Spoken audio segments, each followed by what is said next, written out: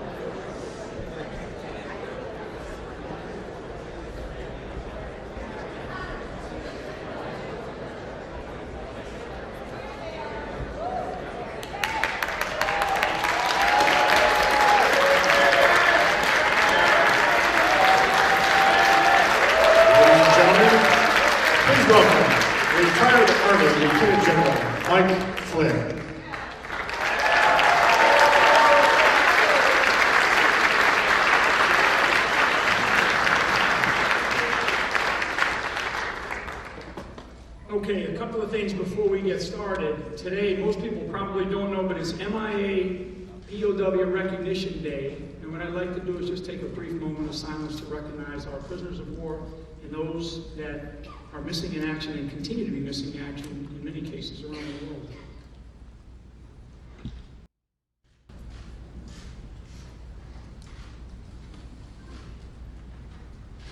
Thank you.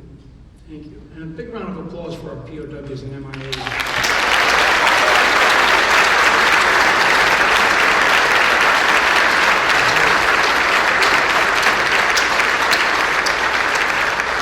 I'm going to address a couple of things before I introduce Donald Trump, who's then going to come out and make some remarks, and we're going to have some of the speakers behind me, some of the individuals, some of the heroes behind me make some comments about what it is that they believe and the direction that this country needs to take under some really solid leadership. The first thing I want to address is this notion of deplorables.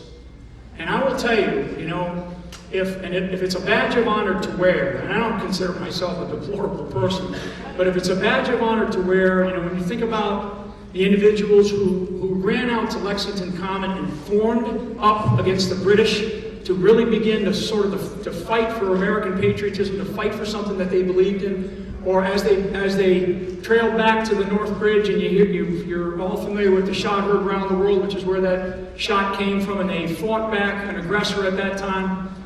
And you take that all the way forward to all the men and women who have served and continue to serve in our combat zones around the world today. These are not deplorable individuals. These are individuals who care deeply for our country. And I will tell you, we should continue to respect the idea of patriots and people who are willing to volunteer and give the last true measure of devotion to this country if required in order to fight for it. And what we have right now in this country is we have a deficit. We have a deficit of leadership in this country right now.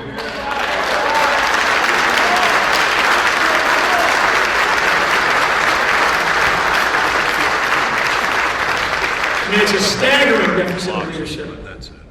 Hillary Clinton, she is unfit to be president of the United States and commander-in-chief.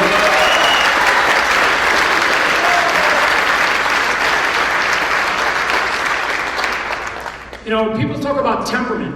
Well, I want to tell you, I've known Donald Trump for a while now, and temperament is actually a strength of his because his temperament is a temperament of winning. It's the idea of winning.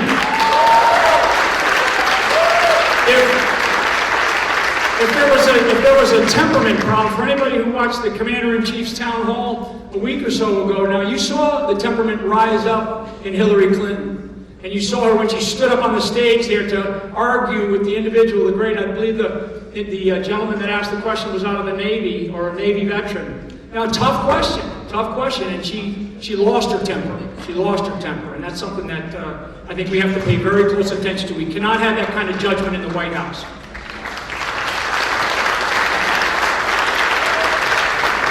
Okay, a couple of things before I bring Donald Trump out here. What's represented behind me, and you've seen all these numbers of flag officers, generals, and admirals. Today we sort of rolling out another batch, and their numbers continue to come in. I'm going to tell you that we have 165 flag officers from all walks of life that have stepped up to say we completely support Donald Trump to be the next president of the United States and to be the next commander-in-chief.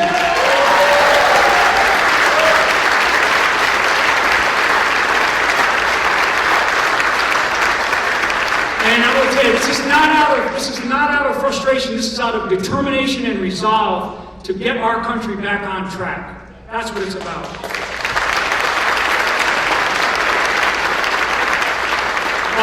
Represented behind me, we also have 17 Medal of Honor recipients who have also stood up and said, we support Donald Trump. Unbelievable.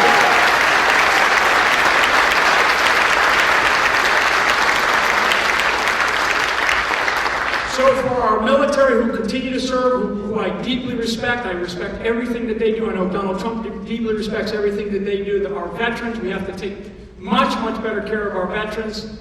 We have our families. Our families remain sort of that silent group out there who are struggling. I'm telling you, we've met with many military families for over the last couple of weeks now, and particularly our Gold Star families, and I think we have a couple of Gold Star family members represented in here today. We want to make sure that they are not forgotten, that they are taken care of, and that we do everything we can to just cherish everything that they represent for this country.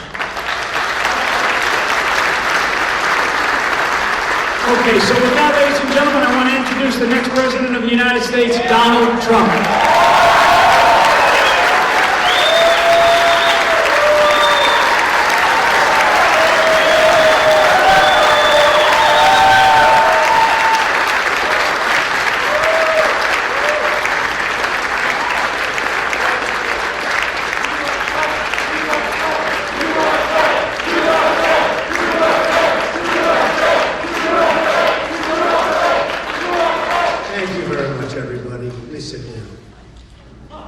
Nice hotel.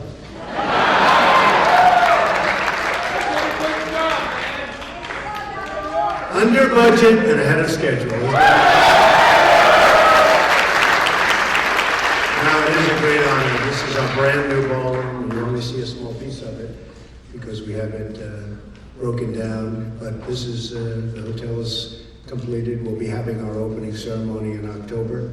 And it's going to be something very special. It's such an honor to have our first event. This is our first event. It's such an honor to have our first event for Medal of Honor winners. I mean, they are the honors. To get so many endorsements from the Medal of Honor winners is incredible, and I look forward to spending a lot of time.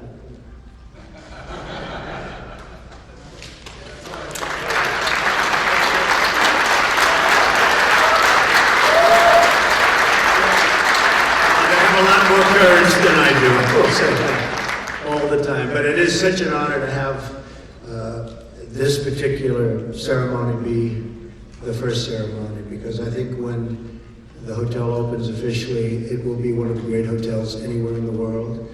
And I want to thank the GSA General Services. They have been spectacular. These are spectacular people. These are tremendously talented people. All of the workers, all of the construction folks, all of the managers, the hotel staff. Amazing how good our country can do when we want to do it. But we have put in tremendous amounts of work and energy and money. And I really believe, I said this will be the best hotel in Washington. I think it may be one of the great hotels anywhere in the world. That's the way it goes on. So really honored that this is our first event. So I'm pleased to be here this morning with two Medal of Honor recipients and the Six Flags, Six Flag and general officers. We have a tremendous amount of talent here, a lot of generals, and General Kellogg, General Flynn. We have just, the room is stacked with generals and talented people and leaders. I love leaders. The great people represent 120 flag and general officer endorsements. 120. And that number is going up very rapidly. And now 17 Medal of Honor recipients. In addition, it's a tremendous amount of very, very brave people. In addition, I'm honored to be joined by the many veterans that are supporting us all throughout the room. Thank you very much for being here.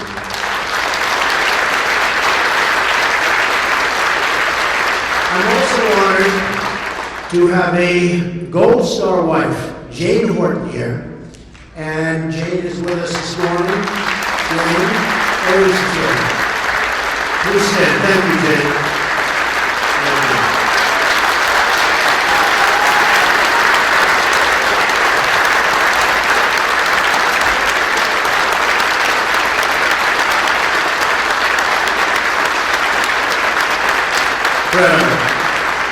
Jane lost her husband, Specialist Chris Horton, in Afghanistan on September 9th, 2011. And Jane, it's such an honor to have you here. And I hear so many things about Chris, and he was a winner. And thank you very much on behalf of the country. Thank you.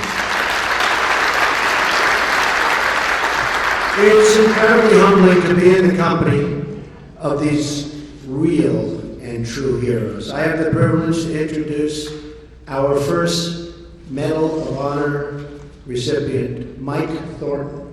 Mike is a retired United States Navy SEAL, a tough cookie, and a recipient of the United States military's highest decoration, the Medal of Honor, for his actions in Vietnam, the Vietnam War. In addition, he is the recipient of a Silver Star, 3 Bronze Stars, and a Purple Heart. I'm proud to have him on my team. Such a great honor for me.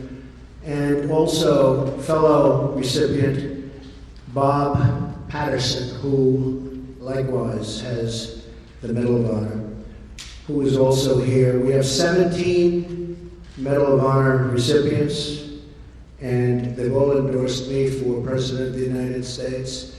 And I have been endorsed by generals, and many of the generals have become very good friends of mine. We seem to have a very good chemistry together.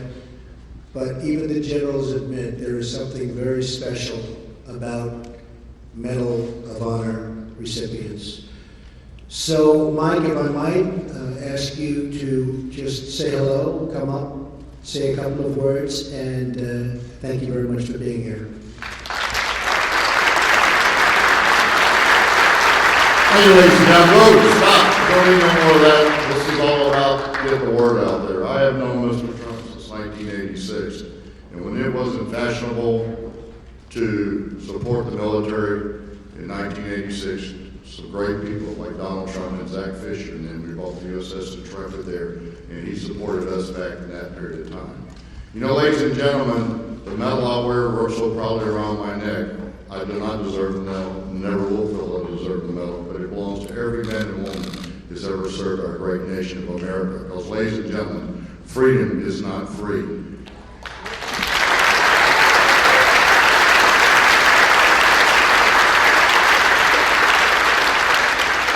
Right now, today is the most trying time in my life, which life is very short, but I've been around for almost 70 years. But you know, this election means so much. We do not need any more bureaucratic leadership from Washington, D.C. We need true leadership from the top. Mr. Trump has never failed in anything because he listens to his advisors, he listens to his people. For the last 8 years, our president hasn't listened to anybody. And that's the reason why we've lost CIA directors, we've lost Secretary of Defense, and many, many general officers have dropped out or resigned because of his leadership. We cannot stand for 4 more years of leadership like that. We need somebody who's going to lead from the front like Donald Trump.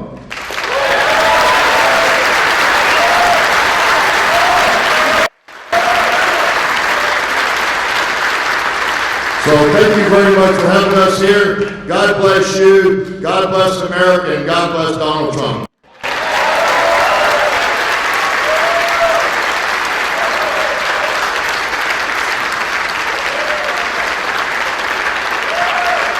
I'm supposed to introduce Bob Patterson, my good friend for 45 years. Just like can't make the armies better. I'm here to tell you something right now. I spent 26 years of my life defending this country. And after that, I spent another 17 years taking care of those veterans who I served with and were still serving. Because I worked for 17 years with the VA before I finally retired. I've watched our country take a complete turnaround from where it was. We used to be the shining star of the hill. And we're getting dimmer and dimmer and dimmer. And it's all because of all the bureaucrats here in Washington, D.C. And it's time we send somebody to Washington that knows how to say, "You're fired."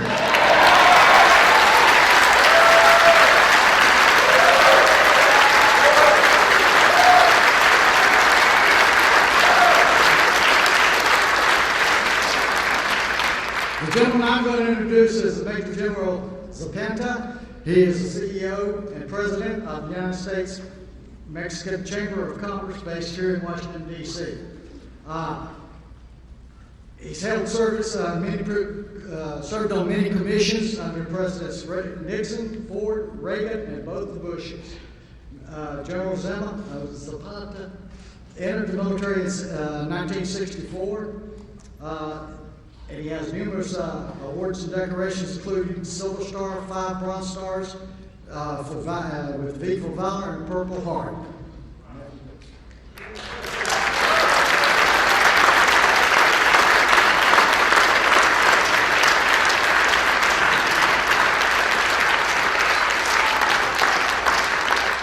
What Bob just did to me, he made me older than anybody up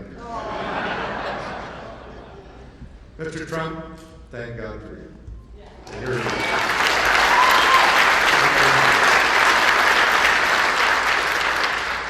You know, being a Vietnam veteran and serving all the way through the Iraq and Afghanistan war in the Department of Defense as the chairman of the Reserve Forces Policy Board, where half of the military that we deployed to that region 15 years ago, and we're still there. We're National Guard reservists. And when they came home, they couldn't use the VA because they were not veterans, because they were still part of their reserve and National Guard unit. I know the next President of the United States, Donald Trump, will fix that.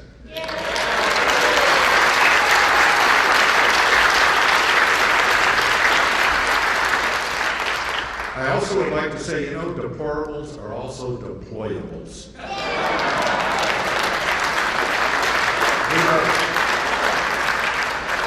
Ladies and gentlemen, it is an honor for me to be here in supporting the next President of the United States who will lead from the front, who has the kind of leadership that we need, is not afraid to make that decision. Ladies and gentlemen, I'm really honored to be with Donald Trump, and I'm all with you.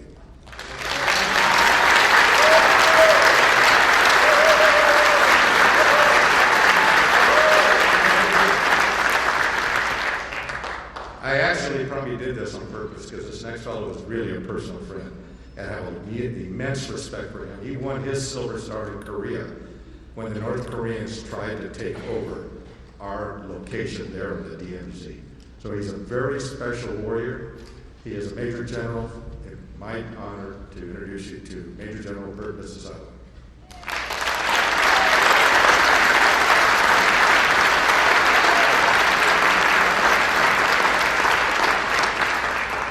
Thank you, Al, and we do go way back. But I don't really go back to the Korean War, but that's indeed where I award the Silver Star.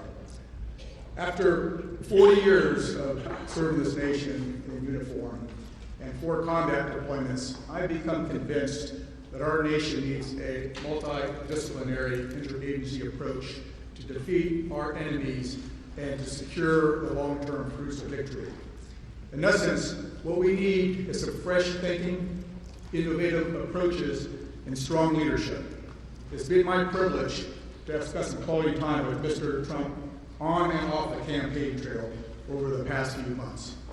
And I have been extremely impressed with this gentleman's stamina. And if any of you were privy to his schedule, you would be totally amazed at what he has been able to do.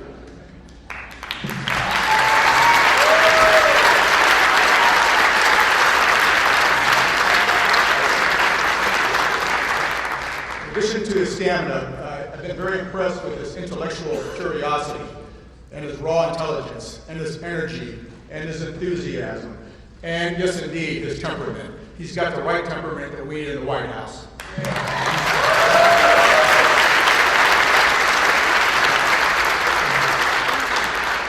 But the thing that I've been most impressed with is his absolute love for the men and women in uniform and the support he's going to give them from the White House.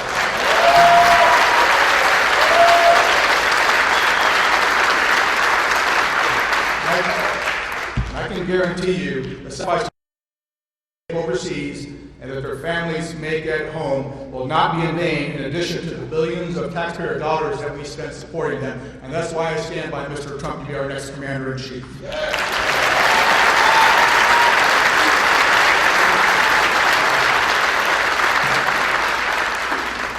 Now it's my pleasure to introduce fellow comrade at arms, Admiral Don Goring. He's a Naval Academy graduate in the class of '74.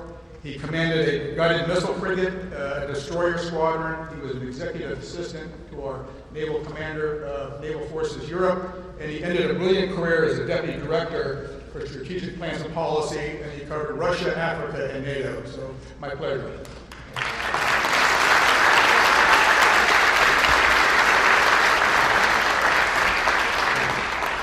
Well, thank you, everyone. We are a group of national security professionals who dedicated our lives to the security of our nation, as deplorable as we are. We are not a political group, but we are a national security group that has chosen to support a political candidate. The series of discussions you've all listened to Mr. Trump have deal with national security. National security is not solely about the military. It's comprised of many facets: defense, diplomacy, development, economic security, energy security, border security, cyber security, homeland security. The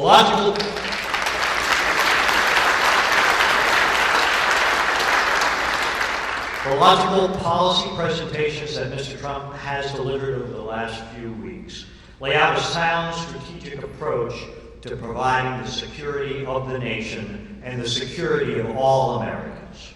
These policies comprise a holistic approach to addressing the complex facets of national security in a complex and extremely dangerous international world.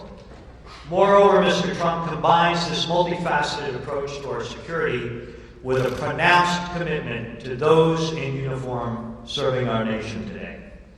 And in fact, all veterans who have worn the cloth of the nation. And that commitment extends to the families of those who have served. For as all of us in this room know, their sacrifice has been as equally difficult, if not more so, than our own.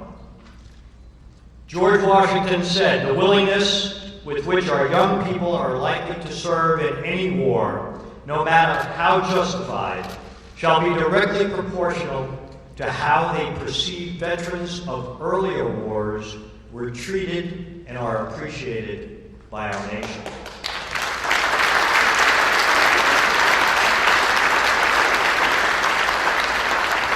Mr. Trump has embraced those words of our first president. Mr. Trump has also shown an extreme dedication to those that have shouldered the wounds of battle in the service to our nation. And we have several of those people with us today. And he has committed himself to the words of President Abraham Lincoln, words that are emblazoned in the motto of our Department of Veterans Affairs: "To care for him who shall have borne the battle and for his widow and orphan." This is why all of us here are assembled to support Donald Trump for president. We have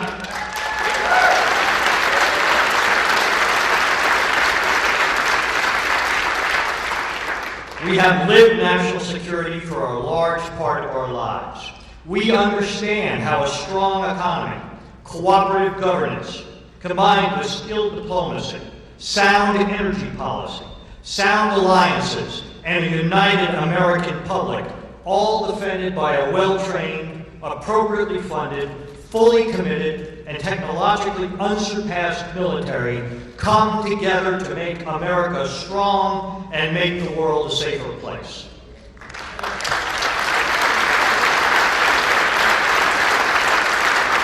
And finally, all of us on this stage, all of you in the audience who have served, you took an oath. You pledged, sealed with the honor and commitment in your own lives. An oath not solely to our country, not to our flag, not to a chain of command, or not to a commander-in-chief, but an oath to a piece of paper, a piece of parchment upon which is written those ideals in which we believe, those values that define us as a nation, those very virtues that those who have served before us defended with their lives. An oath to defend the Constitution of the United States from all enemies, foreign and domestic, and to bear true faith and allegiance to that Constitution. To form a more perfect union, to establish justice, to ensure domestic tranquility, to provide for the common defense, to promote the general welfare, and to secure the blessings of liberty to ourselves and our posterity. That oath is important to all of us here today.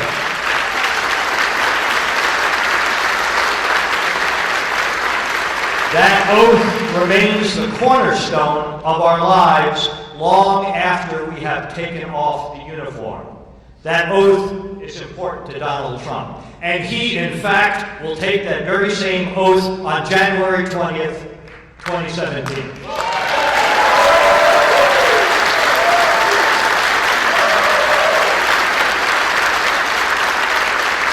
That's why we assembled in this room, along with many other veterans and their military families, all support his candidacy for President of the United States of America. Together, we will all make America great again. Thank every single one of you for your service to our nation, and may God continue to bless our United States of America.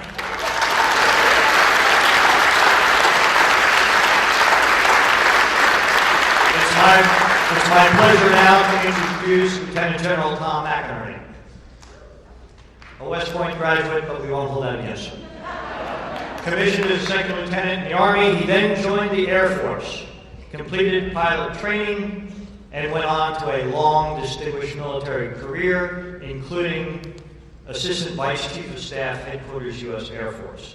His awards are numerous, including the Distinguished Service Medal, Defense Superior Service Medal, Legion of Merit, Distinguished Flying Cross, Bronze Star, a true good American hero, Tom McInerney.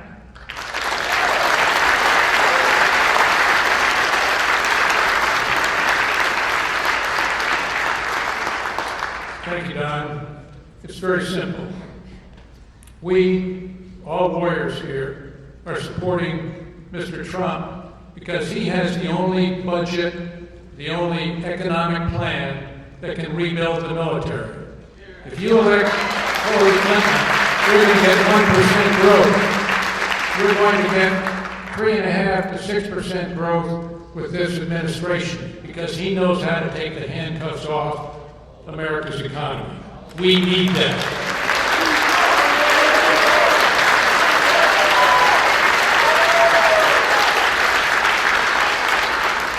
Make it very clear to the American people there is only one candidate that can rebuild the United States military and make us great again.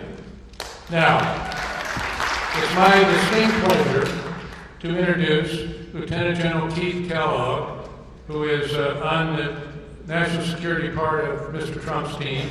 He's doing the transition team for defense and VA affairs. Keith had 2 tours in Vietnam, the 101st Airborne Division, and then with Special Forces.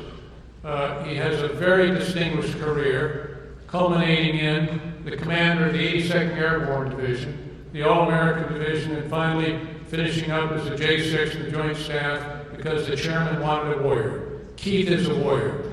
God bless you, Mr. Trump, and God bless America. Keith Kellogg.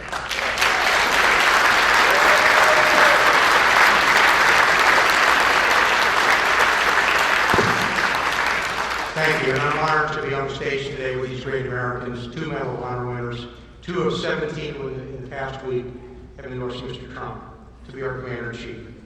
These are men who know the meaning of courage, they know sacrifice, they know character, and they're with us. And I also want to identify again, as Mr. Trump said earlier, Mrs. Jane Horton, the Gold Star wife of Chris Horton. Chris was a great young sniper with the 45th Infantry Division, the Thunderbirds of Oklahoma, and God bless you, and God bless what he has done as well. And to be these great veterans behind you that served our nation so well. You know, we started just last week, there were 88 who signed. We're over 165 today. These are men and women who led at all levels of leadership and believe deeply in his temperament, his leadership, his vision, and his guts to be our Commander-in-Chief.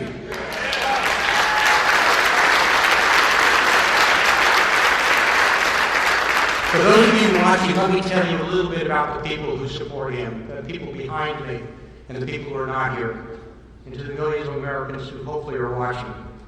These are commanders who fought in Afghanistan. They fought in Iraq. They fought in Mogadishu. They fought in Panama. We have leaders who've been wounded fighting for this nation. We have leaders who hunted down Saddam Hussein. And one of the commanders we have on our team hunted down and killed Pablo Escobar, the Colombian drug lord.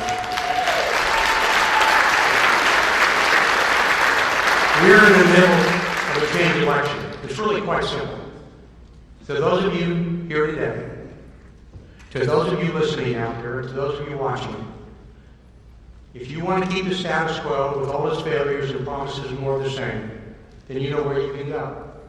Or if you want to move forward with courage, be what we can be, what we should be, and what we will be, then you will elect Donald Trump to be President of the United States of America.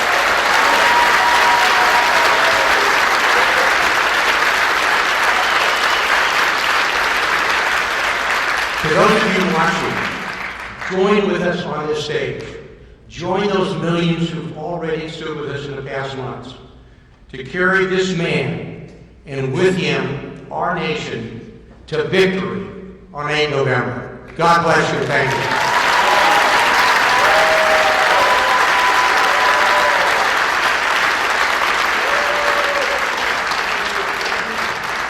Okay, without further ado, the person you're here to see and here to listen to, the next President of the United States, Donald J. Trump.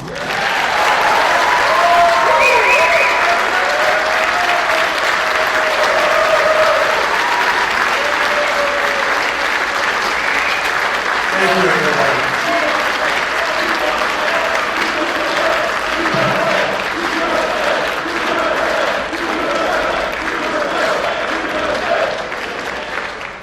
Thank you, everybody. Please sit down. Thank you. This is such an amazing honor. And the difference is we want to all get back to work, whether it's building our military or building our country.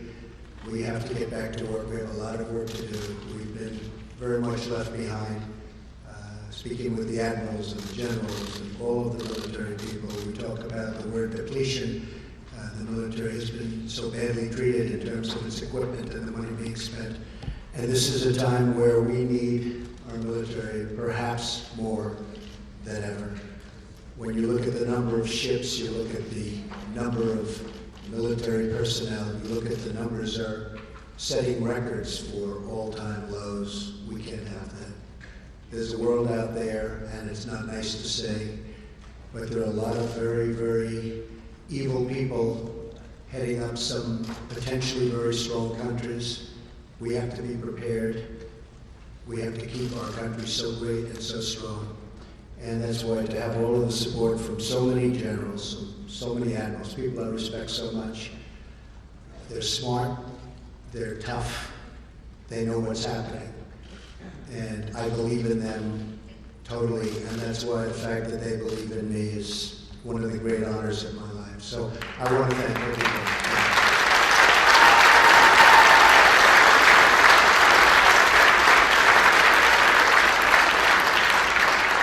Now, not to mention her in the same breath, but Hillary Clinton and her campaign of 2008 started the birther controversy.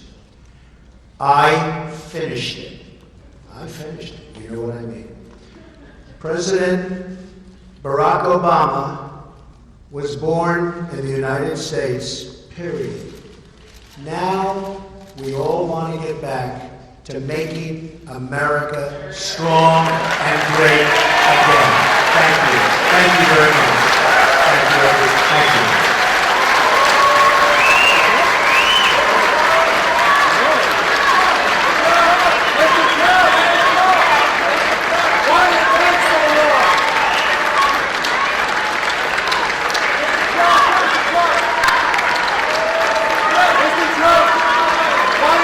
So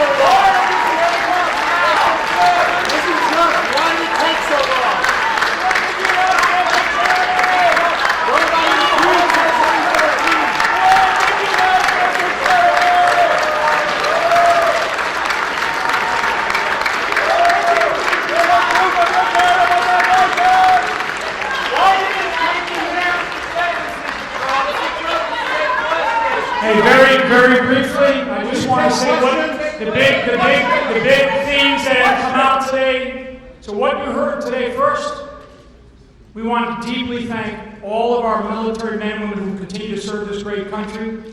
If being a deplorable and wanting our country to be great again, then I'm a deplorable. But those individuals who serve our military, the men and women, the veterans, the families who stand behind all those sacrifices, they are not deplorable Americans, they're great Americans.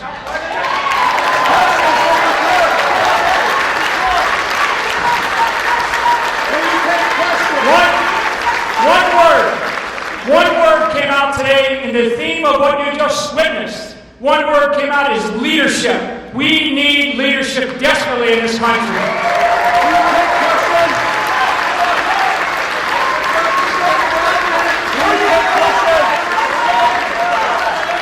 Ladies and gentlemen, thank you all for being here today. God bless this country. Let's make America great again. Thank you.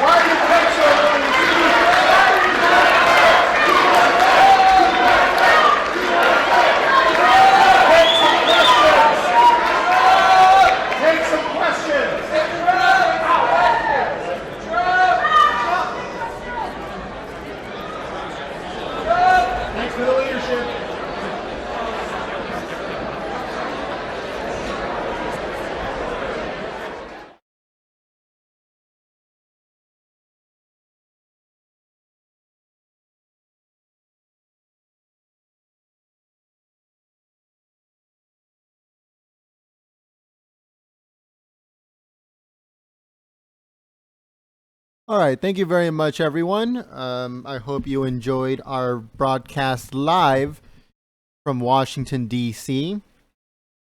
at the old post office on Pennsylvania Avenue. So come 2017, Trump is going to have two houses on the same street, which is pretty awesome. So yeah, later on today, there is another Trump rally. All the information, the time and all that stuff, depending on your time zone or what country are you in, make sure you go on our main channel and set the notification so you will know when we go live. But just in case, I'll tell you the time right now. And this is based off of Pacific Standard Time. So the next one is at 3 p.m. Again, it's 3 p.m. Pacific Standard Time, 6 p.m. Eastern. So I hope to see you guys here. If any of you guys are new, we encourage you to join the community by hitting that subscribe button. If you do not want to subscribe, that's fine. A thumbs up is more than enough. So yeah, guys, thank you very much. We uploaded a video early today. And you guys are going to want to see this because it's kind of crazy. We actually make a phone call to the phone number of Chelsea's apartment, Chelsea Clinton's apartment. So make sure that you go and watch that video. We call it up and you guys just got to hear this. But anyways, thank you very much. I hope to see you guys later on. That video that I just talked about, it's on our channel. So it's when you go to our channel on the uploads, it should be right there. So yeah, guys, thank you. And I hope to see you guys here for the next Donald Trump rally live from Florida. But until then, peace.